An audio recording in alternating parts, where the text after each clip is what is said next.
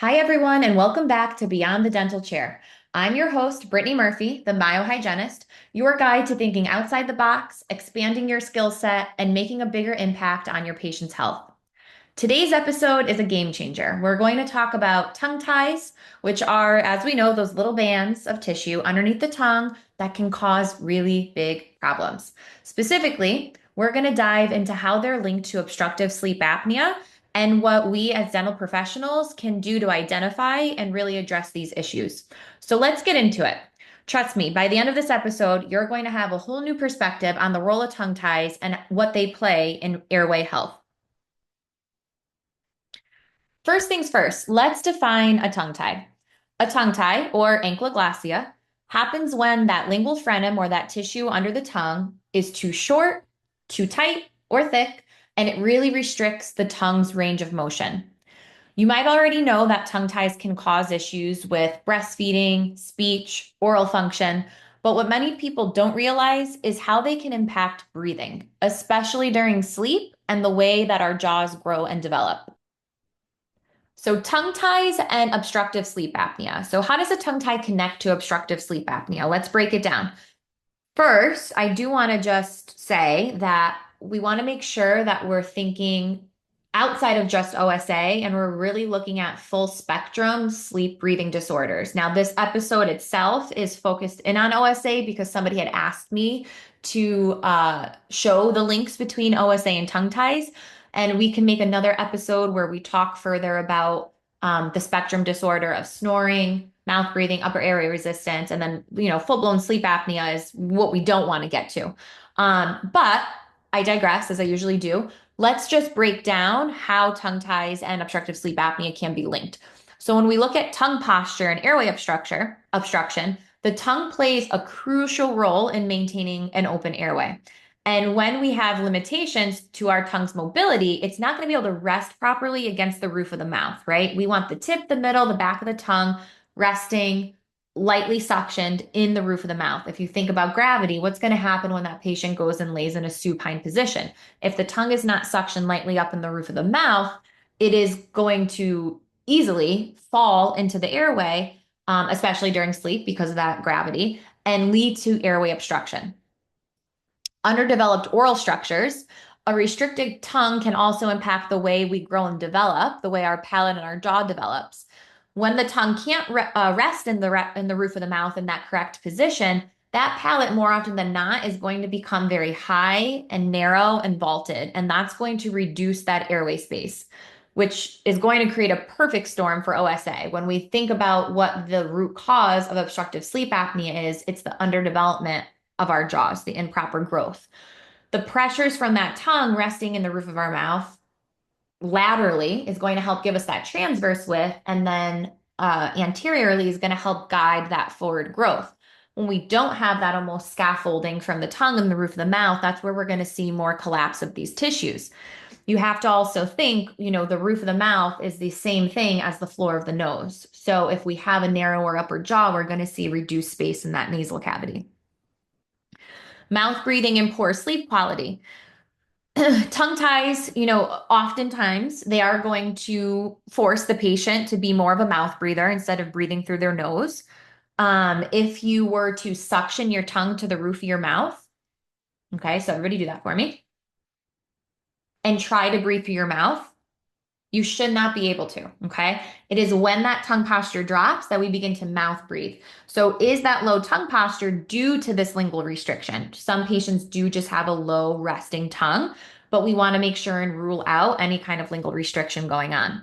Now we know mouth breathing can dry out the oral tissues. It can cause an increased risk for gum disease. So of course it has its oral health impacts, but we have to think beyond that. We have to think about the effect that it's going to have on the ability for our airway to function well during sleep. And if not, what's going to happen? That's where we're going to see more interruptions in the sleep cycle. That's where we're going to see more collapsing of those tissues in the back of the throat. As dental professionals, we're really in the perfect position to spot these oral restrictions or tongue ties. And here's what I want you to look for during an exam. When we think about restricted tongue movement, You can ask your patient, can they stick their tongue out fully? Now in school, we learn can they stick their tongue out past their lower lip. I'm here to tell you that protrusion is only one function that the tongue needs to be able to do. And we're going to have a slide about assessing tongue movement a little bit further. But as a quick way to assess, you can ask the patient to stick their tongue out. You can check their elevation. So are they able to elevate the tip of their tongue up to the insides of the papilla? Are they able to suction their entire tongue up to the roof of the mouth? But again, protrusion and elevation, those are only two functions of the tongue. Okay. So hold that thought for the later slide. Um, when we think about a high narrow palate, this is often a sign that the tongue has not been able to function properly during development, right? It's not getting the added benefits from the pressures of the tongue laterally and anteriorly. Mouth breathing or dry mouth, patients who can't breathe properly through their nose may have an underlying tongue tie. Not always. That's not to say that all mouth breathers are tongue tied. I'm not saying that. But it is, again, something that you definitely want to check, have on your radar. And then, of course, if there is any concern, make that evaluation to a myofunctional therapist. So looking for those signs of, dry mouth, dry lips, cracked lips, things like that, dried out oral tissues. Eiffel Tower presentation. I'm going to have a slide on this as well. This is a physical sign that you can look for in the mouth that does signal that there might be a posterior restriction. Okay. And again, hold out for that picture because it'll make a little bit more sense. Now, you also don't want to forget to ask about symptoms like chronic snoring. Have they been diagnosed with obstructive sleep apnea? Um, you know, do they have interruptions in their sleep? Are they waking up feeling tired? Really, just how are their sleep patterns? Any trouble swallowing or chewing? Any speech difficulties? TMD can be a contributing factor. So I see a huge link between patients with TMD and lingual restriction. I don't want to say that all patients with TMD have an oral restriction, but a lot of patients that I see do have an oral restriction. Also, keep in mind that not everybody that has an oral restriction necessarily is a good candidate for a tongue tie release. That's a whole other episode that we can talk about. Other signs you might see are chronic neck and shoulder tension. So high narrow palate, you're going to look at that arch shape. Is it high? Is it V-shaped? Is it omega shaped? Again, if it was a nice, beautiful arch, we would see a nice U-shaped arch. You can look at the arch width. Is the arch width narrower than normal? Take that cotton roll that we talked about, measuring about 37 millimeters, stick it up transversely between 3 and 14 and see if you're stuffing that cotton roll in there. That's a sign that that is an inadequate arch width. Do they have any crowding of their teeth or are there gaps in their teeth? Another thing that, this doesn't have anything to do with the high narrow palate per se, but those lower anteriors, the central incisors, oftentimes with the lingual restriction, not all the time, but sometimes you will see those teeth invert. And that can be a sign of, again, that tissue kind of just pulling. Difficulty in tongue posture. So again, if they're not able to rest their tongue on the roof of the mouth, we might see that result in a high and narrow palate. If they are a mouth breather, if they have, chronic signs of nasal congestion, they are going to be mouth breathers, okay? We are not going to grow the proper way craniofacially if we constantly have our mouth open and our jaw slumped. Our mouth open and jaw slumped is basically the same thing, but we will grow in that downward fashion, and we're not going to see that nice transverse growth or that forward growth. Mouth breathing or dry mouth. So again, you can look for signs of dry lips, cracked corners of the mouth, a dry or sticky feeling in the mouth. These can indicate mouth breathing. You can look for that flaccid, rolled out lower lip. So again, this lower lip will present more like it's almost like it's flipped outward. Assessing tongue movement and restriction. So there's a little bit more that you can add into your assessment. Of course, if there's any question, just make that referral to a myofunctional therapist, but just to arm you with a little bit more of an assessment that you can do. So range of motion wise, I'm going to show you a video on the next screen of how you can assess for range of motion in your chair. We use rulers. You don't necessarily have to have the range of motion rulers, but you can get them in the office. You can laminate them so you're able to wipe them down. And I can post a picture in the myohygienist Facebook group of what those range of motion rulers look like. You can assess lateralization of the tongue. When somebody moves their tongue side to side, are they able to actually stick their tongue out? Is it dragging across their lower lip? Or is there a lot of jaw movement involved? Okay. Not having that good tongue jaw dissociation could be due to an oral restriction. We talked about protrusion, which is in and out. We talked about elevation, which is that vertical movement up and down. Looking at that posterior suction. So having somebody like click their tongue on the top of their mouth, that suction that's created before that click, we want to be able to have that tongue completely suctioned up there 24/7. That's really what our typical oral rest posture should be, a nice light suction up there. Are you noticing any blanching in the tissue upon lift? Is it turning white? Is there a depression in the midblade of the tongue? Like right here, this little dimpling here is from the underside of the tongue, that frenum really pulling, okay? A tongue thrust swallowing pattern. Not everybody that has a tongue thrust necessarily has a tongue tie, but a tongue thrust can be an indicator that there's oral restriction there. If somebody is not able to elevate their tongue appropriately for a functional swallow, what's going to happen? The body is going to compensate, right? And that's where you're going to see more of that forward thrust pattern. Other things that you can look out for are gag reflexes. So patients, that I hate to say it, but when their name's in the schedule and they're due for a full set, you're like, oi. Oftentimes with gag reflex patients, I do typically see an oral restriction. Again, we can't say always. And then, also you want to look for dental issues or signs of sleep problems that are related to tongue movement. Clenching and grinding, for instance.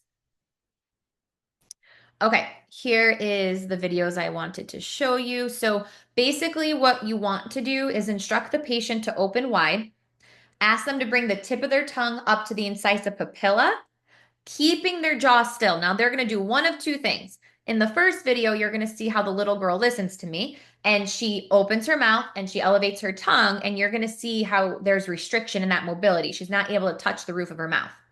Or in the second video, this little boy is going to elevate his tongue and is trying to get the tongue to touch the palate. So you'll see how his jaw closes. So here we go. I want you to stay open that big, but I want you to try to touch the top of your mouth with your tongue.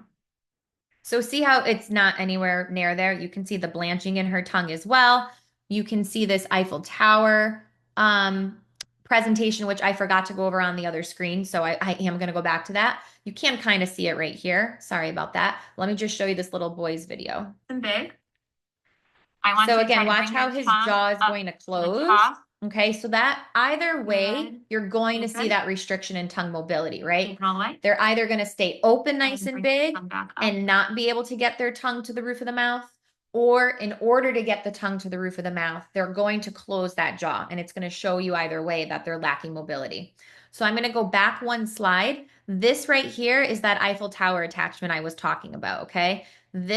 See how it's attaching to this alveolar ridge? It should really insert into the floor of the mouth, okay? So this Eiffel Tower presentation can indicate that there is a oral restriction. Now, once you identify a potential tongue tie, what's next, okay? How are we going to help? So, you want to start that conversation, bring it up with the patients. Start the conversation either with the patient or the parent if it's a child. Explain how the restricted tongue could be affecting the way they're breathing, the way they're sleeping, really their overall health. Okay. Collaborate with specialists, refer them to a myofunctional therapist for a functional evaluation. It's very important that these patients receive a functional evaluation. A tongue tie is only a tongue tie if they are functionally impacted. Okay. And again, for you in the operatory, you just recognizing these signs and these symptoms is so great. And then being able to collaborate with specialists who specialize in these areas and can perform that functional evaluation.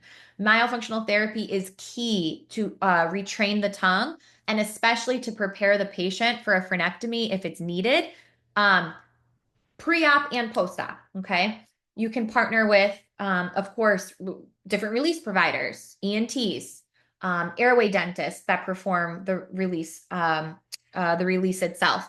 oral surgeons, and even having them get an evaluation with an airway dentist to see how that tongue tie is impacting their, jaw growth and development. It's important that we, um, again, the patients have to understand not just that post-therapy support that they need from a myofunctional therapist, but that pre-work is so important. We have to get these patients adequately ready for the release to ensure success. We want to make sure that the tongue tie A is indicated or the tongue tie release is indicated. And we want to make sure that we set them up for proper healing and long-term success. We don't want to see scar tissue form. Scar tissue can form very, very quickly.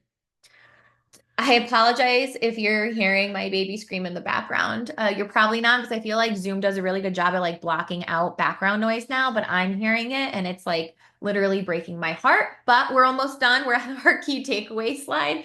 Um, okay, so tongue ties, they might seem like a small detail, haha, small because like they're literally small inside the mouth, but they do have a huge impact on the patient's overall health, especially when it comes to obstructive sleep apnea and just sleep disordered breathing across the board. And as hygienists, we have the opportunity to really be on the front lines of airway health. So by learning to spot the signs of a tongue tie and help and guiding our patients toward the right resources, we can really make a difference that goes far beyond their smiles. So, I just want to thank you for again listening and joining me today. And I hope that you found this episode helpful. Don't forget to please share it with your colleagues. Spread the word, leave a review wherever you're listening if you can. And as always, if there's a topic that you'd like me to cover, please let me know. And until next time, let's keep thinking beyond the dental chair. Take care and keep inspiring.